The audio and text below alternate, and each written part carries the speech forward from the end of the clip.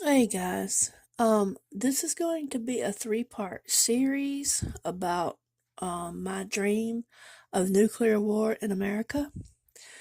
The first part is the video I just put out on the 111 and the Rapture. If you have not seen that video, go back and watch that one before you watch this one. And in part three, I'm going to take the last video and this video and I'm going to put it all together for you and I'm going to show you what God is showing me. Now, here again, none of us can promise you that it will be this year. All we can do is share with you what we've seen, what God has shown us and told us, and give you our best guess at what this might possibly look like. So, without any further ado, we'll get into it.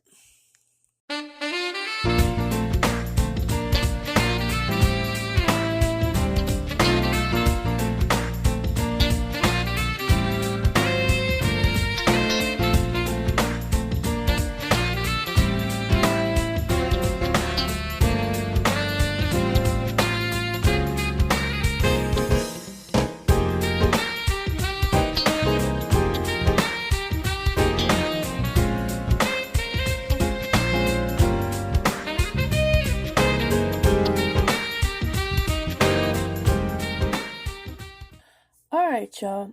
I'm going to be sharing several dreams and visions that God has given me over the years. And like I said, I'm going to put this all together for you.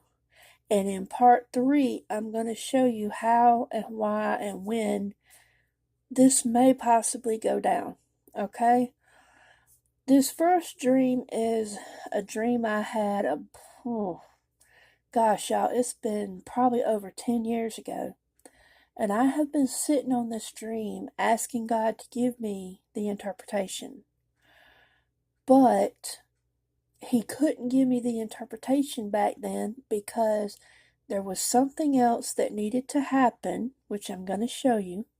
It recently happened. And there was something else I needed to understand about the Magog War before He could give me this interpretation. But over the past few weeks, He started showing me what it meant. And then about 2 nights ago, He just completely downloaded all this stuff into my mind. And I went, what? I mean, I see it plain as day. And y'all are going to see it too. All right. So this first dream, it happens in 4 different stages. The first scene is in a place called Charleston, South Carolina, and I knew in the dream I was in Charleston. There was an angel who was standing right beside me on my left-hand side, and I was staring at a closet inside of a vacant house. And when I say vacant, I mean vacant, nothing in the house. And I'm staring into this empty closet, and there's nothing there. And in the dream, I knew that every single house in Charleston was vacant. And I knew that it was because these people had been forced to evacuate. And in the dream, I knew that this was a permanent evacuation. Like these people were never coming back. Okay? Now, the next thing I saw was I looked up and there was water coming from the ceiling, big old drops of water. And in the dream, I was telling myself, this can't be a tsunami because the power of a tsunami would have wiped the house completely out. The house would have been totally destroyed. So I was wondering why there was water coming through the ceiling of this house. Well, then the scene changes, and I find myself in Greenville, South Carolina. Now, I have family who lives in Greenville, South Carolina. Well, They live right on the edge of Greenville, but it's still Greenville County. And I was at my aunt's house, and while I was at her house, we were in the backyard, and there was a torrent. I mean, just a massive flood of water that came through her backyard, and it formed a whirlpool. And she was desperately holding on to the railing of her back steps, trying not to get sucked in by this whirlpool. And in the dream, I kept telling her to let go, let go, let it take you, let go, let it take you. And then the scene changed again. And this is where things got a little crazy. I was walking down the road, and this time the angel was on my right hand side, and we're walking down this road, and I look over to my left, and I see a man and his son playing baseball on a baseball field. But everywhere I looked was white. And I asked the angel, I said, hold on, why is it snowing in July? And I specifically said July, and that's going to be important later. And the angel said, no, it's not, this is not snow.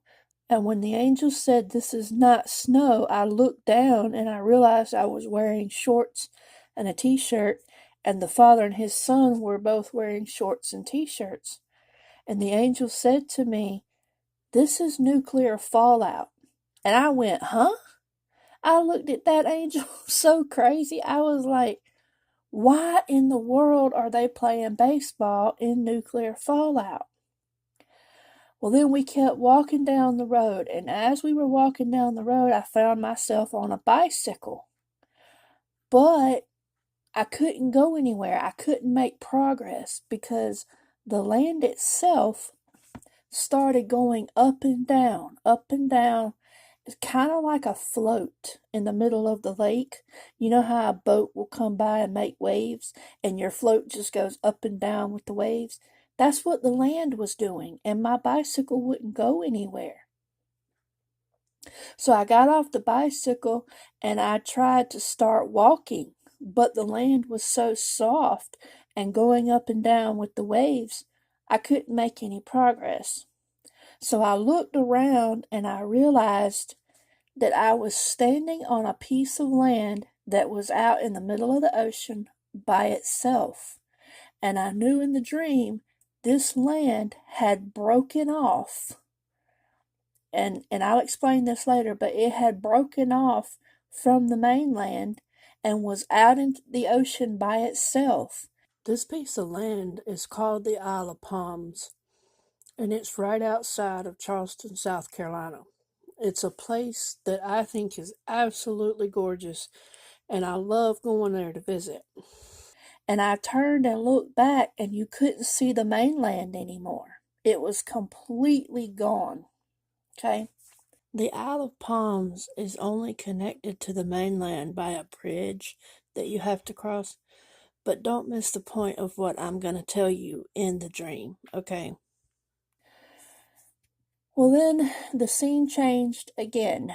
I was back in Charleston, South Carolina, but this time I was in a different house, and just like all the other houses at the beginning of the dream, this house was completely vacant. I knew that all the houses were vacant. I knew everyone had been evacuated. So I said to myself, well, I might as well get ready to go too. But I felt weird saying that. I'm like, I started hearing voices of people talking, and they were saying, we better get ready to go, we better get ready to go. And I was like, well, I guess I better get ready too. So I looked down, and there was a suitcase in my hand. And I was like, okay, well, I'm going to start packing this suitcase. But when I picked it up and opened the suitcase, I realized it was already packed. And I was in the dream, I was confused. I was like, wait a minute, what? Why am I already packed? And then the dream ended. Now, I gotta share a few more dreams and visions with y'all before I can give you the interpretation and put all this together.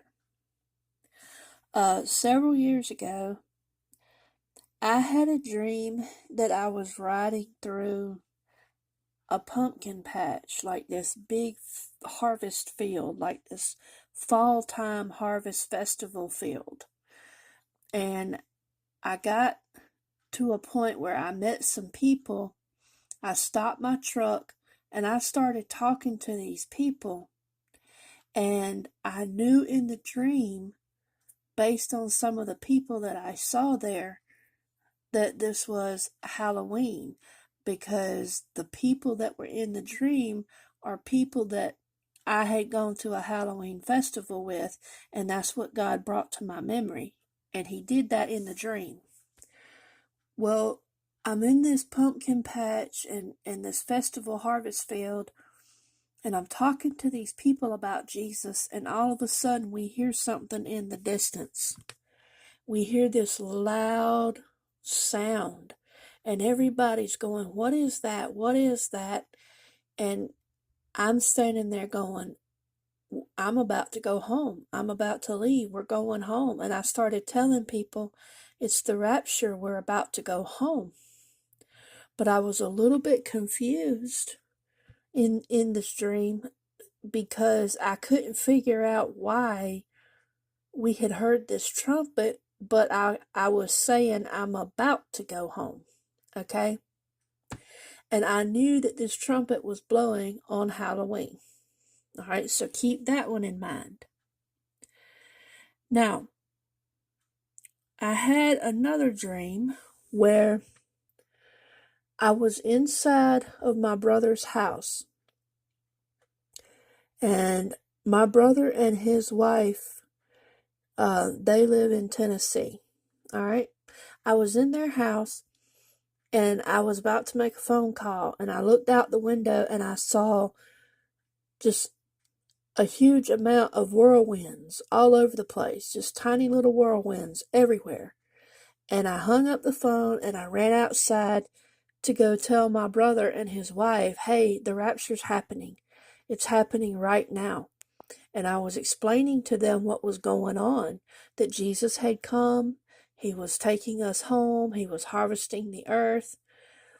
And while I was talking to my brother and his wife, these airplanes flew over, and these planes were flying wing to wing. I mean, they were covering the sky like a blanket. And I knew when I looked up that these were Russian airplanes. And they were shooting millions of bullets everywhere, but the bullets were not harming us. And I couldn't figure out why the bullets were not harming us. Okay? Now keep that one in mind. Now, several years ago, I had a vision. In the vision, I knew it was Passover. And God showed me Magog coming against Israel. This was Passover. And they looked up and they saw these huge alien spaceships. And they turned on each other and started killing each other. Now keep that one in mind. Now, like I said, a few weeks ago, God started giving me the interpretation of that Charleston Greenville dream. But I went to bed without the full understanding. But when I woke up out of my sleep, God gave me a vision. And here's the vision that He gave me. Guys, He showed me a map of Damascus. Now, in this vision, I was like an angel. I was flying around in the air. So I wasn't on the ground, but I wasn't way up in the air either. I was just high enough, kind of like a drone. I was just high enough to see the outline of Damascus. And He pinpointed this one site, and He showed me this building. And He said, "This is a building being used by Hezbollah." And he told me that the Israelis and the Americans wanted to take this building out. Now, what they had decided to do was because they kind of knew or figured or assumed there were going to be massive tunnels underneath this building because it was a Hezbollah headquarters. And they wanted to take out the tunnels as well as the building. So they had decided to use one of these, what you call those things, bunker busters or something like that. It's one of the missiles that goes deep down into the ground. They had decided to use one of those. But for whatever reason, I don't know if it was lack of availability or lack of training or what, but for some reason the Israelis were not able to shoot that kind of missile. So they asked the Americans to do it, and an American pilot was sent on this mission. But here's what God told me. He said nobody knew. Not the Israelis, not the Americans, nobody knew that there was a small stockpile of WMDs underneath this building. And when this pilot went on the mission and shot that missile, and here again, y'all, they were only trying to destroy the building and the tunnels. They had no idea these weapons were there. But when they shot that missile, kaboom. I don't think I need to tell y'all how many people died from this attack. It was a lot. Now, God told me, and this is what I know a lot of people are probably not going to want to hear because it doesn't fit with a lot of narratives that people want to have. But God told me in this vision that this was an accident. It truly was an accident. In other words, the timing of this was out of their control.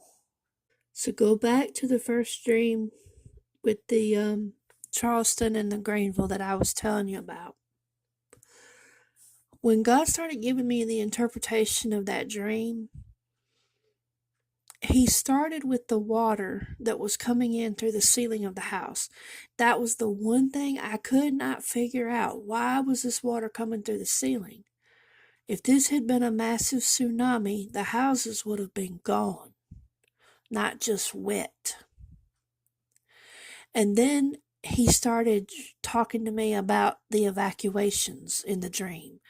He said they evacuated because of a massive hurricane.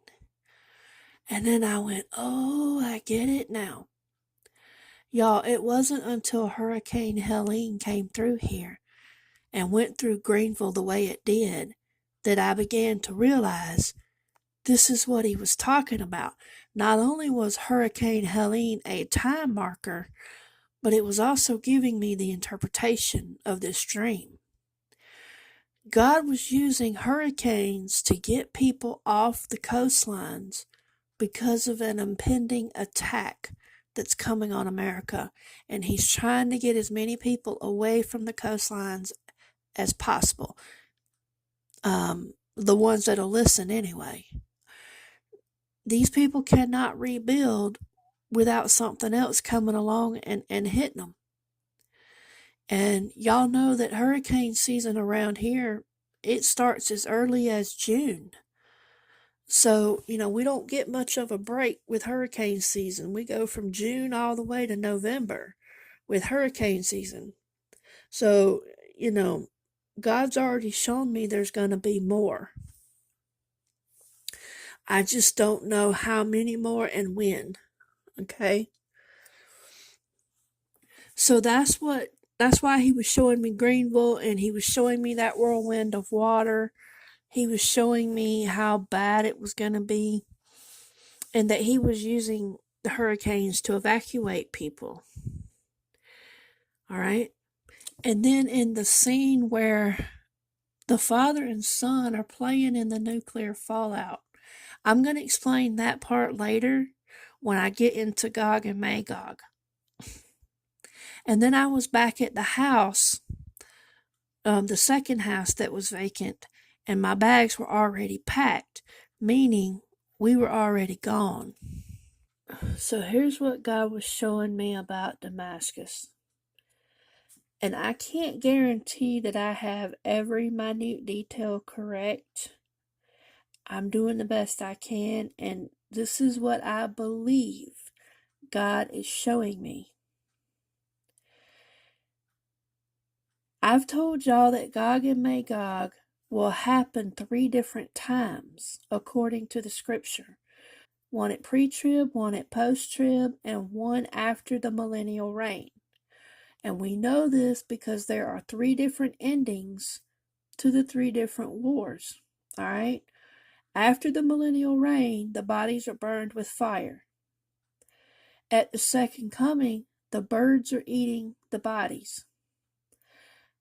But at the pre-trib attack, the bodies are being buried with flags. And y'all, I have toyed with the idea of these bodies being buried for various reasons with flags. And I have toyed with the idea that maybe this was not a nuclear weapon. But God has shown me that these bodies were dead from a nuclear weapon. And He did it by telling me that the birds are eating the bodies at the second coming. But the bodies are being flagged at the first attack simply because the bodies are, what's the word I'm looking for? They're toxic. Yeah. So the birds can't eat the bodies the first time at the pre-trib attack because the bodies are toxic. All right. But at the second coming, the birds are eating the bodies because the bodies are killed a different way. So we know there's 3 different waves of attack: pre-trib, post-trib, and after the millennial reign. But He took me to the pre-trib Magog attack, and He broke it down even further. He said there are going to be 3 different attempts on the first attack. So at the pre-trib Magog attack, they will try it. Magog will try to hit Israel 3 different times. Okay, so looking at the pre-trib Magog war, the first of the 3 Magog wars, we're going to break that first war down into 3 different attempts. Okay, now Jesus is going to stop Magog 3 different ways on these 3 attempts. And this is what I believe He's showing me. I could be wrong. I'm not being dogmatic. This is what I believe God has given me, okay? And if I'm wrong, I'm sorry, but I'm telling you up front, some of this is my opinion. The first attempt at Magog to go after Israel is kind of what we're seeing right now. Iran and Russia are threatening in the background to attack Israel. And we're sitting around waiting to see what's going to happen. Okay? Well, I believe God is going to use this accidental explosion in Damascus to destroy the Magog attempt the first time. The Magog group is going to try to regroup, and they're going to try to figure out what's going on, and it's going to take a few days. But once they find out that it was an American pilot who accidentally hit the stockpile, and of course they're not going to think it was an accident. They're going to think we did it on purpose. This is when they will come after America. But this is also the same time as the rapture. So what's going to happen, I believe, okay, is that Russia finds out it was an American pilot. They come over here. They attack America. While America is crippled, they go after Israel a second time. And this is when the rapture will happen.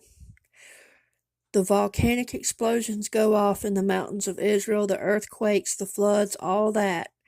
And that is how Jesus stops the second attempt by Magog to hit Israel, is at the rapture. They're trapped in the mountains of Israel. They get destroyed. And America is crippled in the process. Everybody keeps saying when the bombs come down, we go up. Well, that may be true. Now, the third attempt, I'll explain here in a minute, but let's stay right here at the rapture for a second. Go back to my other dream where I was talking to my brother and his wife, and they live in Tennessee. And I could not figure out why in the world these bullets were coming down and they were not hurting us. Well, I think I found the answer. Some of y'all told me to go watch, what's his name? Philip Barnett.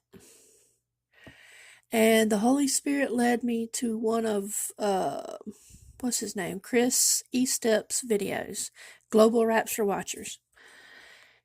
In that video, I just happened to be watching that one, and he mentioned that our nuclear stockpile is in Tennessee. Either they make them in Tennessee or they stock them in Tennessee. I'm not sure. But he mentioned our nuclear weapons and Tennessee, and I went, oh my goodness, I think this is what God's trying to show me. Well, then I went and watched the Philip Barnett that a lot of you suggested. And one of the places he mentioned that got hit was Memphis and Nashville, Tennessee. And I thought, okay, all right. I'm starting to get the picture now. If this attack happens right at the rapture, maybe the reason why the bullets were not hurting us in that dream is because I was talking to my brother and his wife after they died in the attack. And I was the first one to greet them when they died. And Jesus had sent me there because we were already gone by this time. Jesus had sent me there to talk to them and explain to them what was happening and that they had died and that America was under attack, that kind of thing. I'm pretty sure that's what God was showing me. I then went back and I listened to Henry Groover, Philip Barnett, David Wilkerson, and Demetra Dudeman. And I took their visions and dreams and I put them together with my visions and dreams. And I made a picture. God told me to make a map and put all the attacks on the map of the United States. So I did. And this is what it looks like. As I was staring at that picture, God gave me a vision and he started drawing on the map of the United States. And this is what he did. And as he was drawing, he said, I am. So after all this stuff began to settle down and stop, they had to start burying these bodies. And they went and buried these bodies for, it says 7 months. Okay? Now, here's where the third attempt comes into play. Because after the 7 months, the Magog groups have had time to regroup themselves. They've had time to settle down. Now you got to keep in mind that America's also going to send nukes to Russia and Ukraine and all that, so they're going to be hit too. They're going to suffer loss just like we are. So they've got to have time to regroup. All right. After the 7 months would take us to the springtime of the following year, if Philip Barnett is correct about the 11/11. This would take us to the springtime of the following year. when the Antichrist would show up. And here again, y'all, I'm not giving you an exact year. I'm just telling you how I see this playing out when the time comes. If it's this year, and it may very well be, then so be it. Okay? So the following spring is when the Antichrist would show up. And I think the reason why I may have seen the father and son playing baseball in the nuclear fallout in July is because the Antichrist showing up in the spring would represent some kind of normalcy being brought back to the earth. And this is why he would be so widely accepted.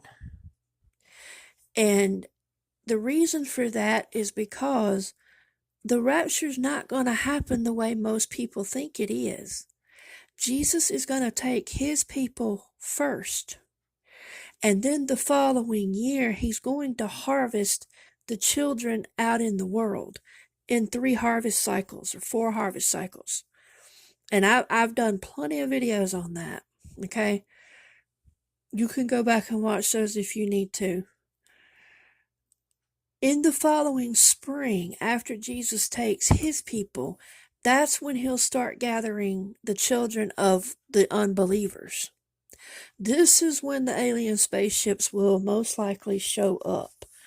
I'm not the only person who has had dreams and visions of the alien spaceships showing up in the springtime around Passover. Okay? This is where I believe the Sunnis and the Shias are going to turn on each other. And this is how God is going to stop the third attempt of Magog coming against Israel. I think the sighting of the spaceships is going to signal the arrival of the Antichrist. If you remember, I think it was Ken Peters, his dream, he said that the Antichrist was being held on one of these spaceships and that he would show up on one of these spaceships. Okay?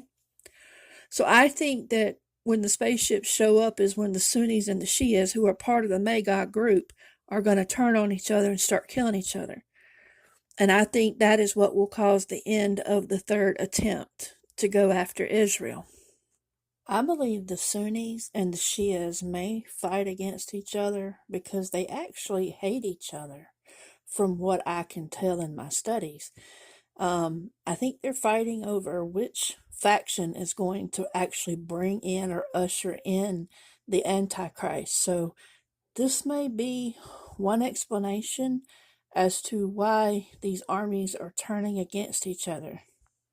Now, guys, I believe that when the groups mentioned in Psalm 83 actually see what God has done to the groups from Magog, I think they're going to be so terrified, they're going to be willing to sign a peace treaty with Israel, and this is what's going to allow Israel to rebuild their temple.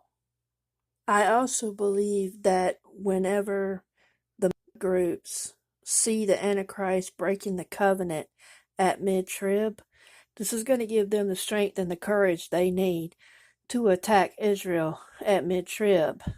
And I believe they're going to go in there like they did October 7th of 2023, and they're going to rape and ravage and pillage. And for those of you who are worried about the nuclear attacks, God told me that there are people here in America who truly love him with all their heart. They believe in him, they worship him, but for whatever reason, they got deceived about the rapture. It's not that they love this world more than they love Jesus. They just got deceived about the rapture. They were never taught about the rapture or whatever, or they don't know much about it. And this is God using the nuclear attack to take some of his people home who may not have been ready for the rapture, but he still doesn't want them to go through the tribulation period. Several years ago, God gave me a prophetic word, and in that prophetic word, he told me that California, New York, Florida, and Nevada were going to be destroyed in 1 hour. And that's pretty much what a lot of other people have been saying. But he also showed me another one that's going to hit that I don't think anybody else has mentioned. At least I haven't found anybody. The one I saw in my first dream I told you about with the hurricanes. I saw a bomb. Well, I saw the aftermath of a bomb that had gone off out in the Atlantic Ocean. And it was somewhere along the eastern seaboard between South Carolina, North Carolina, and Virginia, somewhere in there. And this thing had caused such a massive tsunami, it wiped out the coastline. It wiped out the coastlines as far north as I could see and as far south as I could see. And this is why in my dream, when I looked back, I realized I was standing on an island in the middle of the ocean, and it had been disconnected from the mainland. Now, if Philip Barnett is correct, and this starts around 11:11, this is just my opinion. It's possible, maybe, that the Damascus attack could happen on 11:11, maybe. And then when it's time for us to leave in the Rapture,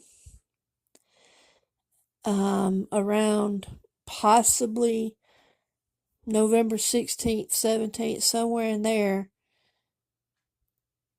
that maybe, possibly, this might be when America gets attacked.